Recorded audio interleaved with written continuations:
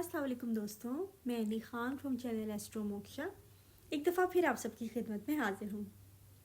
दोस्तों, आज हम जिस टॉपिक पे बात करेंगे वो है बाउंड्रीज़। तो दोस्तों, अगर नार्सिसिस्टिक डिसऑर्डर को बाउंड्रीज़ का डिसऑर्डर कहें या बाउंड्रीज़ का मसला कहें तो ये गलत नहीं होगा। आप अगर नार्सिसिस्टिक पर्सन के बिहेवियर पे गौर करें तो आपको मेरी बात समझ आ जाएगी। नार्सिसिस्टिक लोग जो हैं वो गॉड कॉम्प्लेक्स में होते हैं या वो गॉड बन के रहना पसंद करते हैं, यानी कि गॉड की तरह से। एक तो वो ऐसा बिहेव करते हैं जैसे वो दूसरे की नीयत या दिल को जानते हैं। जिस सबको रोल असाइन किए जाते हैं अपने फ़ायदे के लिए। किसी को हीरो बना दिया जाता है, किसी को विलन बना दिया जाता है, और फिर जब ये रोल असाइन कर देते हैं तो फिर उसके बरअक्स ये कुछ बर्दाश्त नहीं करते।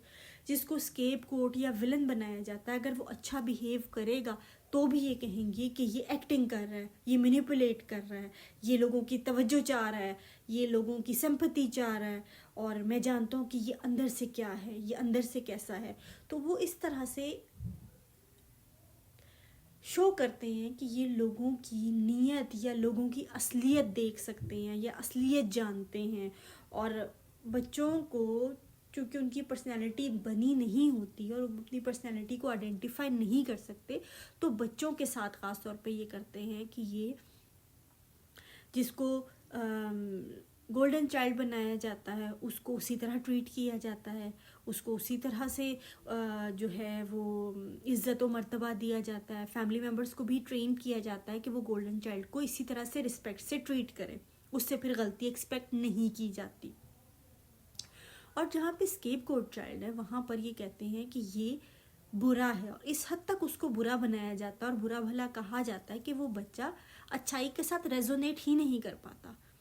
जब वो अच्छाई की तरफ होगा तो उसको इम्पोस्टर सिंड्रोम होने लगता है, और जब वो कुछ गलत करता है, कुछ बुरा करता है, तो उसको रेजोनेशन फील होती है, क्योंकि उसकी आइडेंटिटी को बुराई के साथ जोड़ दिया जाता है। तो इस तरह से बच्चा जो है वो शुरू से ही स्केपगोट चाइल्ड को डिस्ट्रक्शन की तरफ और अपनी तबाही की तरफ मोड़ दिया जाता है। तो आगे चल के उसी के असरात भी सामने आते हैं, जिसको नार्सिसिस्टिक पेरेंट कहते हैं कि देखा, हमें पहले ही पता था, या हम पहले ही कहते थे कि ये बच्चा जो है ये किसी दिन कुछ बहुत बुरा करेगा या ये गलत तरफ जाएगा। तो इस तरह से ये दूसरे की आइडेंटिटी को इन्वेड करते हैं। हर एक की जो पर्सनैलिटी होती है, जो ज़ात होती है, कोई और इंसान ये नहीं कह सकता कि तुम ये हो, और वो बज़िद होते हैं, दूसरे को यकीन दिलाते हैं कि तुम यही हो।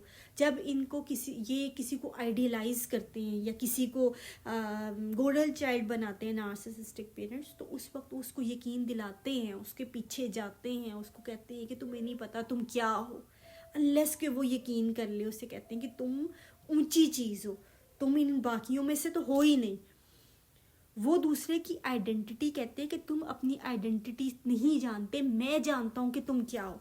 और जिसको ये स्केपगोट बनाते हैं उसके साथ भी यही करते हैं। वो जितना भी अच्छा करते हैं, कहते हैं नहीं, हमें तो पता है, हमें तो पता है तुम क्या हो, तुम तो ये हो, तुम तो। और ये चीज़ बच्चों के साथ बहुत ज़्यादा एक पेनफुल और बड़ी क्रूअल होती है, क्योंकि बच्चे जो है वो अपनी आइडेंटिटी के लिए मोहताज होते हैं, अपनी आइडेंटिटी जानने के लिए अपने पेरेंट्स की तरफ देखते हैं। तो ये लोग कहते रहते हैं, अगर बच्चा किसी को प्यार कर रहा है तो कहते हैं कि ये तो एक्टिंग कर रहा है, ये इसके दिल में तो किसी का प्यार नहीं है, ये तो किसी से प्यार नहीं कर सकता, या ये तो सेल्फिश है, ये तो एक्टिंग करता है, ये तो मैनिपुलेट करता है। इवन वो घर के काम भी करेंगे, किसी की खिदमत भी करेंगे, तो ये नार्सिसिस्टिक पेरेंट खुश नहीं होंगे। ये कहेंगे, नार्सिसिस्टिक पेरेंट कहेंगे कि बच्चा एक्टिंग कर रहा है, बच्चा मैनिपुलेट कर रहा है तवज्जो के लिए, बच्चा अच्छा बनने की कोशिश कर रहा है, लेकिन ये नहीं है।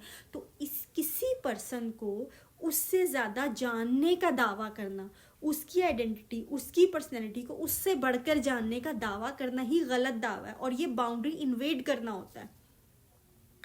तो बच्चे की जब पर्सनैलिटी बनी ही नहीं होती, अभी बन रही होती है, अभी तो उसका ब्रेन पूरी तरह से इमोशनल रिस्पॉन्सेज ब्रेन डेवलप ही नहीं हुआ होता, उस टाइम ये इन्वेड करते हैं उसको, उसकी बाउंड्री को इन्वेड करते हैं, दूसरे को जिससे भी मिलते हैं हर एक की ये बाउंड्री को इन्वेड करते हैं। ठीक है,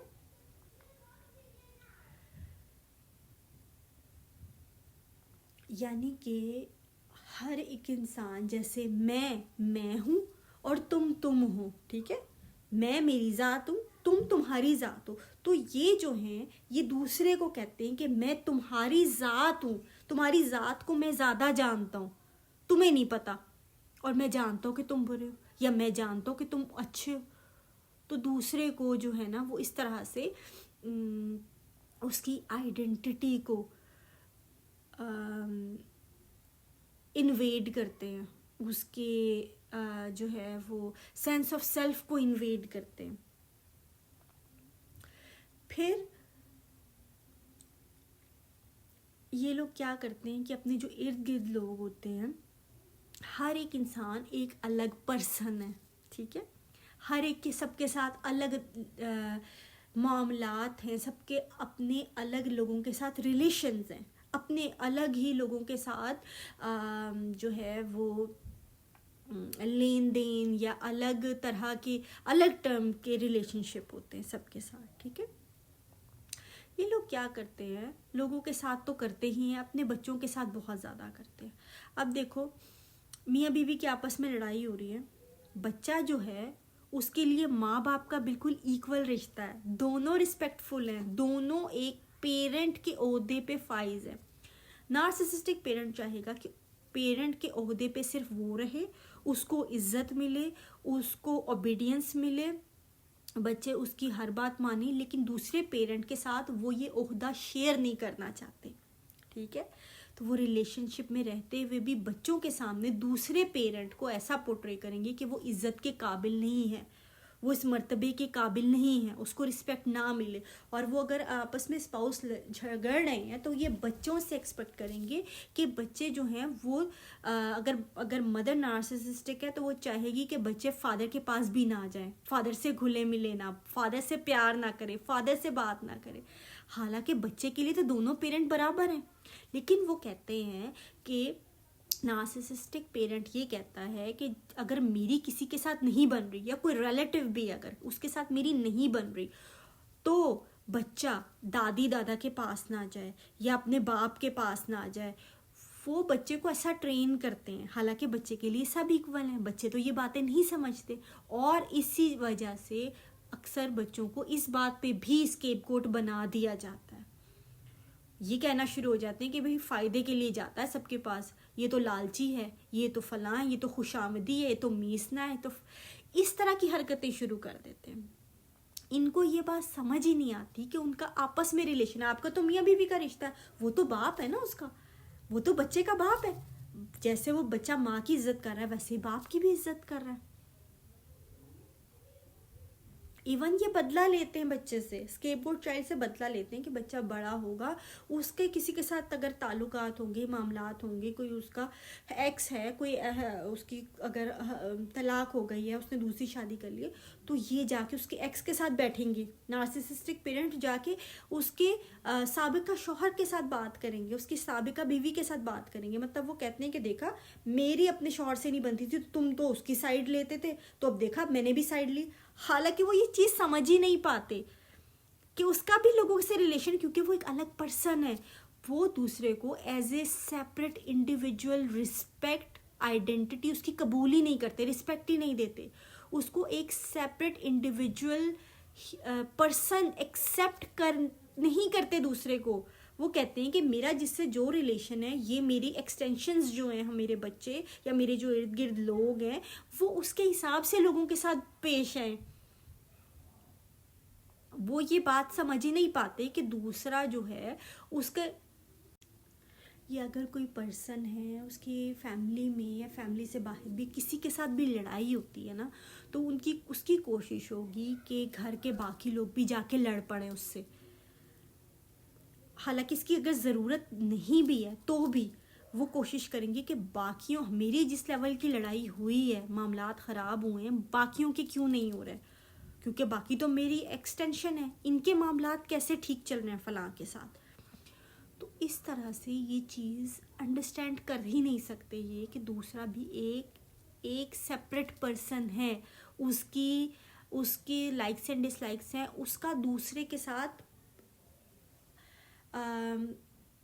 जैसे ताल्लुकात डेवलप होने में टाइम लगता है, एक दूसरे पर ट्रस्ट डेवलप होता है, एक दूसरे की आप हेल्प करते हैं, दुख सुख में एक दूसरे का साथ देते हैं, तो लोगों के इस तरह के मामला, ट्रस्ट डेवलपमेंट, और ये बड़े पुराने चल रहे होते हैं, लेकिन ये सब कुछ अंडरस्टैंड नहीं करते।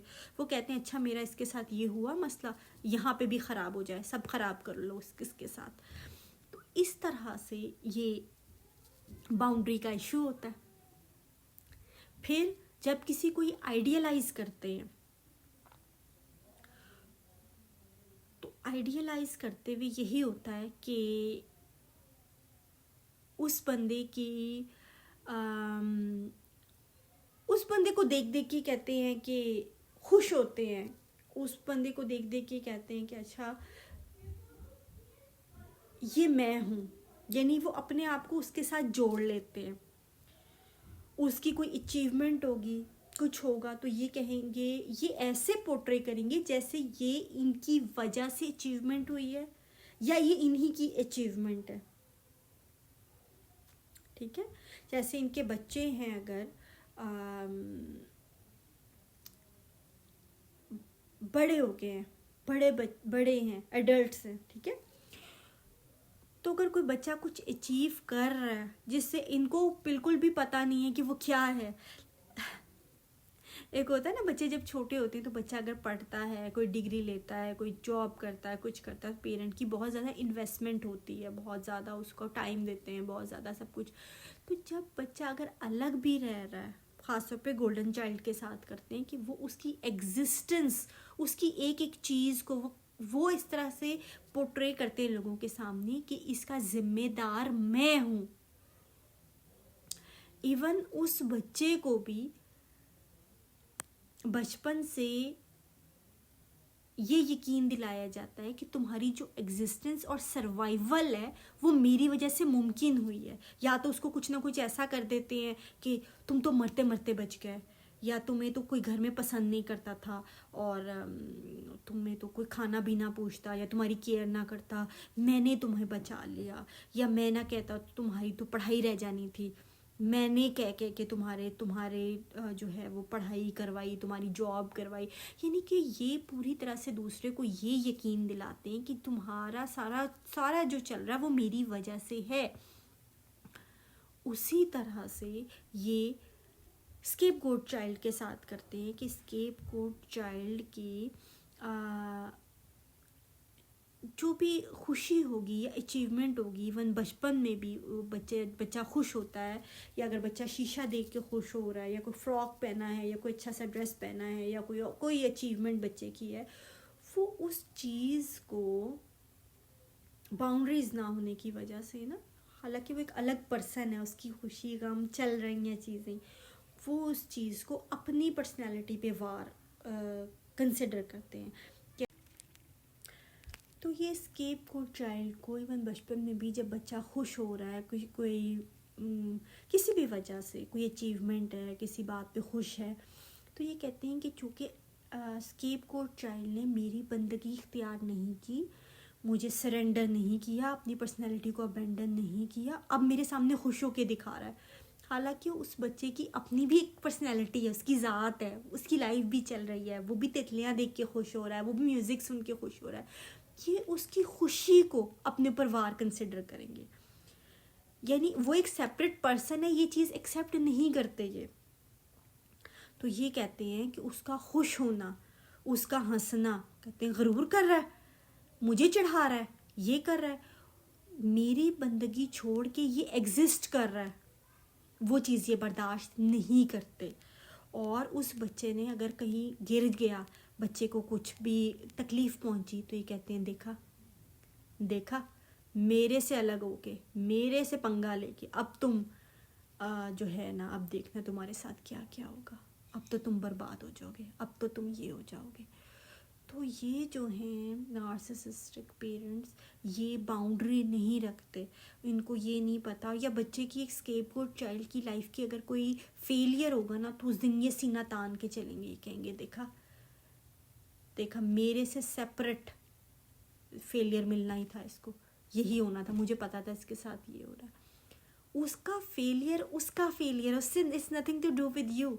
Same thing with the golden child, कि उसकी सक्सेस है, it's nothing to do with you. वो अलग ही नहीं कर पा रहे, बाउंड्रीज ही नहीं है। आपको एक मिसाल देती हूँ कि आपने देखा होगा अक्सर इस तरह के लोग होते हैं कि कोई मूवी लगी हुई है या कोई ड्रामा देख रहे हैं, तो इस हद तक इन्वेस्ट होते हैं, इतने ज़्यादा उसको एडमायर कर रहे होते हैं, अडोर कर रहे होते हैं। या अगर किसी को कोई कोई मूवी समझो रेकमेंड कर दी किसी ने, और हम वो मूवी देख रहे हैं। अब उसने रेकमेंड की एक बंदे ने, ठीक है, लेकिन उसने मूवी नहीं बनाई, वो ना डायरेक्टर है, ना प्रोड्यूसर है, ना हीरो है, ना विलन है, ना कोई उसका लेना ना देना।